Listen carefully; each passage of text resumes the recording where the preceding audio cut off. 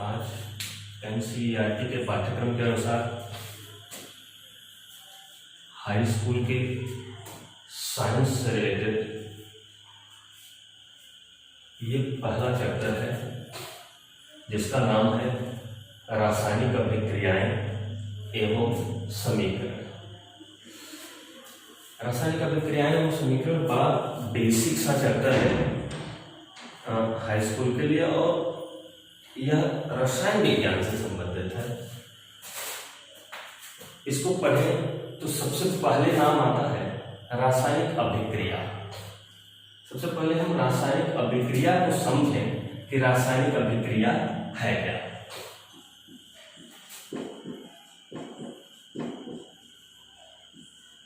रासायनिक अभिक्रिया chemical reaction. रसायन विज्ञान अभिक्रियाओं के लिए ही जाना जाता है। और रसायन विज्ञान जब हम पढ़ेंगे तो सबसे पहले बात आती है रसायन विज्ञान में रासायनिक अभिक्रिया। ये अभिक्रिया है, ये अभिक्रिया हो रही है, तो सबसे पहले हमको रासायनिक अभिक्रिया होती क्या है इसको पहले जाना। रासायनिक अभिक्रिया का वैसे तो बहुत सारा डेफिनेशन बनता है, लेकिन हमें जो लगता है सबसे सटीक डेफिनेशन, अगर आपसे कोई पूछे रासायनिक अभिक्रिया क्या है, उसके लिए आप बताएंगे कि वह कोई भी प्रक्रिया जिसमें विभिन्न प्रकार के पदार्थ परस्पर अन्योन्य क्रिया कर विभिन्न गुणों वाले भिन्न भिन्न पदार्थ अलग पदार्थ बनाते हैं, ऐसी प्रक्रिया को हम क्या कहते हैं रासायनिक अभिक्रिया। रासायनिक अभिक्रिया और अभिक्रिया थोड़ा अंतर है। रासायनिक अभिक्रिया के लिए आवश्यक है कि उसमें जो भी चेंज हो वो केमिकल चेंज हो, यानी रासायनिक अभिक्रिया में जो भी प्रक्रम होता है वो रासायनिक प्रक्रम होता है। रासायनिक अभिक्रिया परिभाषा पर समझें, वह कोई भी प्रक्रिया या वह प्रक्रिया जिसमें विभिन्न प्रकार के पदार्थों के मध्य अन्योन्य क्रिया से भिन्न भिन्न गुणों वाले पदार्थ बनते हैं, वही प्रक्रिया क्या कहलाती है रासायनिक अभिक्रिया कहलाती है। रासायनिक अभिक्रिया के लिए रासायनिक प्रक्रम का होना आवश्यक है। माने केमिकल रिएक्शन है अगर तो उसमें केमिकल चेंज होना चाहिए। केमिकल चेंज इसका होना जरूरी है। फिर बात आती है केमिकल चेंज क्या है, तो चेंज दो तरह का होता है। कोई प्रक्रिया है, प्रक्रम है, वो दो प्रकार का होता है, एक फिजिकल चेंज और एक केमिकल चेंज। भौतिक प्रक्रम का मतलब ऐसा कोई प्रक्रम हो जिसमें अगर हम किसी पदार्थ को किसी दूसरे पदार्थ में किसी प्रभाव से कर रहे हैं, अगर उस प्रभाव को हम हटा दें तो वह क्या हो जाएगी, पुनः वो पदार्थ पूर्व अवस्था में चला है, तो ऐसे प्रक्रम को कहेंगे भौतिक प्रक्रम। जैसे पानी है, उसको बर्फ के रूप में जमा देगा। अगर पानी को हम बर्फ के रूप में बदल देते हैं ठंडा करके, तो फिर हम चाहें तो उस बर्फ को गर्म करके पुनः पानी प्राप्त कर सकते हैं। इसलिए पानी का जमना यह एक भौतिक परिवर्तन हुआ। रासायनिक परिवर्तन जिसमें अगर कोई पदार्थ दूसरे पदार्थ में चला गया तो पुनः वो बैक ना हो सके, ऐसे प्रक्रम को हम कहेंगे रासायनिक प्रक्रम। तो रासायनिक प्रक्रम का होना जरूरी है। जैसे मान लीजिए दूध है, उससे हमने दही बना दिया, तो ऐसी कोई भी प्रक्रिया नहीं है जिससे वो क्या हो सके, फिर वो दही फिर दूध के रूप में परिवर्तित हो सके, ऐसा कोई प्रक्रिया नहीं है। इसलिए यह क्या हुआ, एक रासायनिक परिवर्तन हुआ। तो chemical reaction must be chemical change. कोई रासायनिक अभिक्रिया जो है तो निश्चित रूप से एक रासायनिक प्रक्रम होता है। रासायनिक अभिक्रिया कहीं हो रही है तो कैसे हम पहचाने की रासायनिक अभिक्रिया हो रही है तो उसके कुछ लक्षण हैं। जैसे इन लक्षणों में आता है, सबसे पहले आता है गैस का निकलना। गैस का निकलना, अगर कोई अभिक्रिया हो रही है तो उसमें गैस निकलेगी। में हो सकता है गैस निकले, ऐसा कोई जरूरी नहीं गैस निकले ही निकले। गैस नहीं निकलेगा, अगर नहीं निकलता है तो हो सकता है अवच्छेद बने। अवच्छेद बने,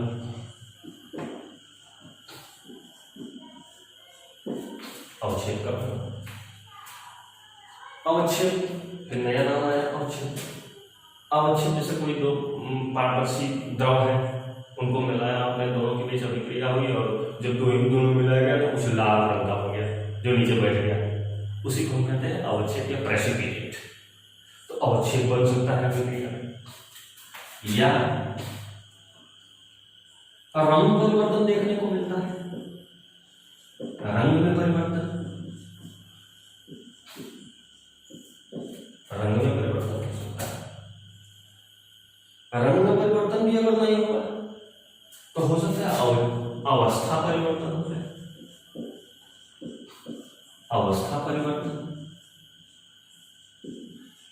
अवस्था परिवर्तन हो सकता है। अवस्था परिवर्तन अगर नहीं हुआ हो सकता है ताप में परिवर्तन हो जाए।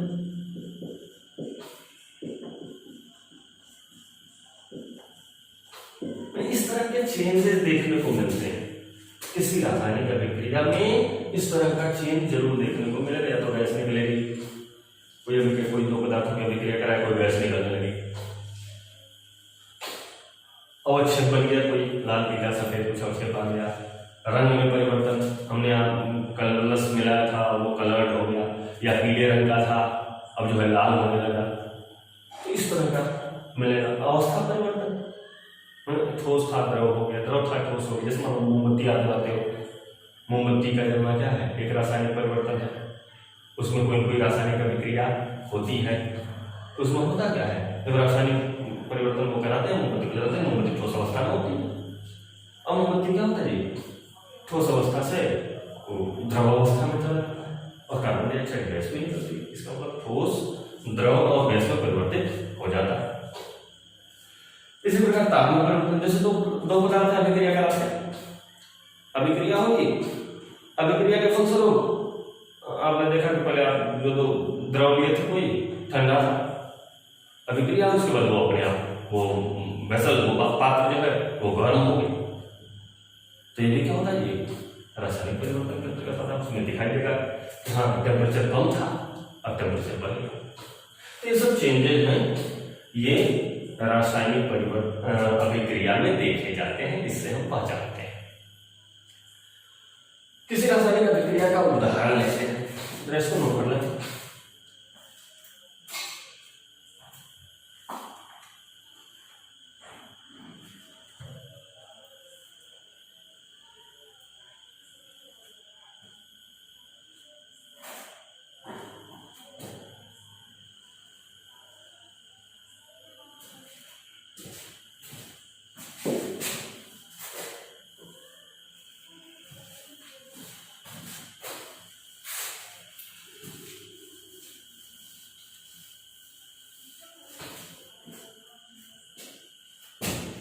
एक छोटी सी अभिक्रिया का उदाहरण लेते हैं।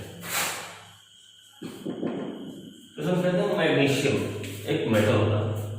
मैग्नीशियम धातु को ऑक्सीजन की उपस्थिति में हम जला रहे हैं, तो कहते हैं मैग्नीशियम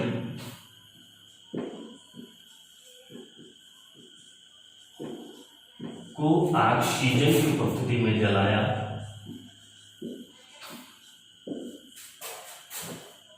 तो बनता है मैग्नीशियम ऑक्साइड।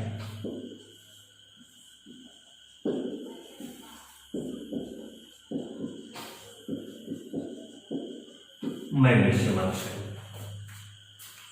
मैग्नीशियम को ऑक्सीजन की उपस्थिति में जलाया या मैग्नीशियम ऑक्सीजन से अभिक्रिया किया, मैग्नीशियम ऑक्साइड बना।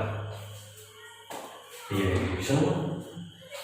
यह केमिकल रिएक्शन, मैग्नीशियम का अलग गुण है, ऑक्सीजन का अलग गुण है, जो बना हुआ पदार्थ अलग है, इन दोनों से यह रासायनिक अभिक्रिया है। अब इसमें जो दिखाया गया है अभिक्रिया, इसमें आप देख रहे हैं कि एक एरो दिखाया गया है, एक एरो है और इस एरो के पहले ये दो पदार्थ लिखे गए हैं। ये एरो के पहले जो भी लिखे गए हैं इनको हम कहते हैं अभिकारक, रिएक्टेंट, और इसके बाद जो भी बना एरो के बाद लिखे हैं इसको कहते हैं उत्पाद, उत्पाद, प्रोडक्ट। क्या मैं इसे लिखा, इस अभिक्रिया को हम जो लैंग्वेज में कह रहे हैं कि भाषा में कह रहे हैं कि मैग्नीशियम को ऑक्सीजन की उपस्थिति में जलाया या मैग्नीशियम की अभिक्रिया ऑक्सीजन से कराई, मैग्नीशियम ऑक्साइड बना। इस अभिक्रिया को हम ये इस तरीके से दिखा रहे हैं, यह अभिक्रिया को दिखाने का तरीका है, इस तरीके से हमने अभिक्रिया को दिखाया। एरो का प्रयोग किया, तीर का प्रयोग किया, तीर के बाएं पक्ष में हमने अभिकारक रखा और इसलिए इसको अभिकारक पक्ष भी कहा जाता है, इसको रिएक्टेंट साइड, रिएक्टेंट साइड। और ये जिधर उत्पाद जो बनने वाला पदार्थ है, जो अभिक्रिया फल से बना है, इसको कहते हैं उत्पाद, और इस पक्ष को हम कहते हैं उत्पाद पक्ष यानी प्रोडक्ट साइड। ये जो अभिक्रिया को दिखाने का तरीका है इसको हम कहते हैं वर्ड इक्वेशन यानी शब्द समीकरण, शब्द समीकरण, शब्द समीकरण। अभिक्रिया को भाषा में कहना और अभिक्रिया को हम कैसे प्रदर्शित करें, तो उसमें ये बड़ा अंतर है। जो हम भाषा में कह रहे हैं मैग्नीशियम को ऑक्सीजन की उपस्थिति में जलाते हैं, मैग्नीशियम ऑक्साइड बनता है, उसी चीज को हमने शब्द समीकरण से दिखा दिया। अब यहाँ एक और चीज आता है, नया नाम, इसको हम और थोड़ा प्रॉपर तरीके से रसायन की भाषा में कैसे दिखा सकते हैं, इस चीज के लिए आता है रासायनिक समीकरण, रासायनिक समीकरण, केमिकल इक्वेशन, केमिकल इक्वेशन, रासायनिक समीकरण। रासायनिक अभिक्रिया, रासायनिक अभिक्रिया क्या है, रासायनिक अभिक्रिया के क्या क्या लक्षण है, रासायनिक अभिक्रिया कैसे होती है, उसमें रिएक्टेंट क्या है, प्रोडक्ट क्या है, रिएक्टेंट साइड क्या है, प्रोडक्ट साइड क्या है, इतना हमने जाना। अब इसके बाद जो नई चीज आती है जो आपके चैप्टर में है रासायनिक अभिक्रिया एवं समीकरण, तो वही रासायनिक समीकरण अब हमको जानना है। रासायनिक समीकरण के बारे में अब रासायनिक समीकरण क्या थोड़ा चेंज, शब्द समीकरण और रासायनिक समीकरण में थोड़ा अंतर मिलेगा आपको। शब्द समीकरण में ये जो पदार्थ अभिक्रिया में भाग ले रहे थे जिनको हम अभिकारक कर रहे थे, और जो बन रहा था, जो नया पदार्थ बन रहा था नए गुणधर्म वाला, वो पदार्थ, ये दोनों अब हम इस शब्द के रूप में न लिख करके अब हम इसको केमिकल फार्मूला के रूप में लिखें, केमिकल फार्मूला बनाएंगे उस रूप में लिखेंगे। केमिकल फार्मूला पिछले क्लास में पढ़ चुके हैं, रासायनिक सूत्र हम कैसे बनाते हैं, जैसे सॉल्ट फार्मूला आपको बनाना बताया गया था 9th में। अब अगर आपको इसी चीज का केमिकल इक्वेशन लिखना हो, रासायनिक समीकरण इसी अभिक्रिया के लिए, इसी अभिक्रिया का रासायनिक समीकरण लिखना हो, तो क्या करेंगे, इन सभी अभिकारकों और उत्पादों का हम केमिकल फार्मूला लिख करके और तब हम उस हिसाब से इसको केमिकल इक्वेशन इसका बनाएंगे। केमिकल इक्वेशन में क्या, जैसे अगर आपसे कुछ कोई डेफिनेशन केमिकल इक्वेशन किसे कहते हैं, रासायनिक समीकरण क्या है, तो कहेंगे किसी रासायनिक अभिक्रिया को ऐसे कहेंगे किसी रासायनिक अभिक्रिया में प्रयुक्त पदार्थों के सूत्रों या संकेतों की मदद से संक्षिप्त रूप में प्रदर्शित करना ही क्या कहलाता है? रासायनिक समीकरण। यानी हम किसी रासायनिक अभिक्रिया को उसमें प्रयुक्त होने वाले अभिकारक तथा उत्पाद के रासायनिक सूत्रों की मदद से जिस संक्षिप्त रूप में प्रदर्शित करते हैं उसे हम क्या कहते हैं? रासायनिक समीकरण। इसी रासायनिक अभिक्रिया को हम देखें कैसे रासायनिक सूत्र के रूप में प्रदर्शित करते हैं। देखें मैग्नीशियम है, मैग्नीशियम का संकेत, यह एक तत्व है और इसका संकेत होता है Mg।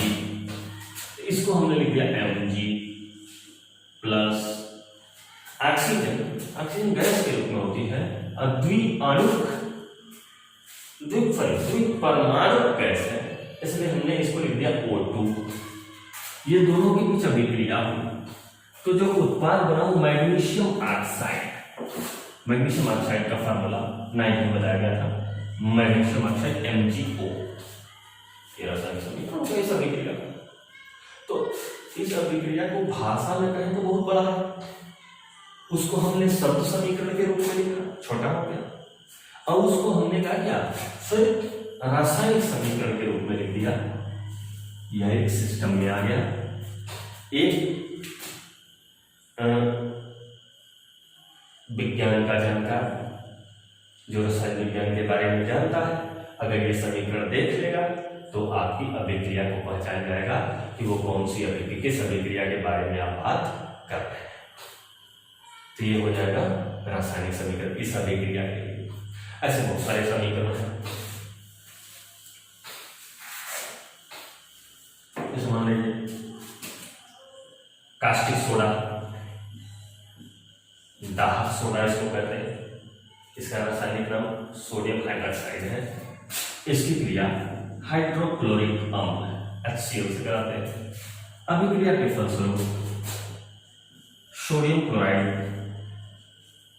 या नमक ये बनता है और जल बनता है। ये पूरी बात जो हमने कही भाषा में, उसको प्रदर्शित करने के लिए यह रासायनिक समीकरण। इसी तरह से और भी अभिक्रियाएं हैं, जैसे मान लीजिए कैल्शियम कार्बोनेट, ये चूना पत्थर है या संगमरमर कहिए या चाक कहिए, जो भी है रासायनिक नाम इसका कैल्शियम कार्बोनेट है। अगर इसको गर्म करते हैं तो यह calcium carbonate calcium oxide CaO और कार्बन डाइऑक्साइड CO2 इसमें हो जाता है। इस अभिक्रिया का यह समीकरण है। इस अभिक्रिया को देख के पता चलता है कि अगर कैल्शियम कार्बोनेट को हम गर्म करेंगे तो कैल्शियम ऑक्साइड और कार्बन डाइऑक्साइड में टूटेगा। इसी तरह कैल्शियम कार्बोनेट ही लेते हैं, कैल्शियम कार्बोनेट की क्रिया हाइड्रोक्लोरिक अम्ल से कराते हैं HCl से। अभिक्रिया के फलस्वरूप कैल्शियम क्लोराइड, कार्बन डाइऑक्साइड तथा जल बनता है। यह एक रासायनिक अभिक्रिया है। इस अभिक्रिया को प्रदर्शित करने के लिए समीकरण है। इस समीकरण को देख के इस अभिक्रिया की पूरी रूपरेखा सामने आ जाती है।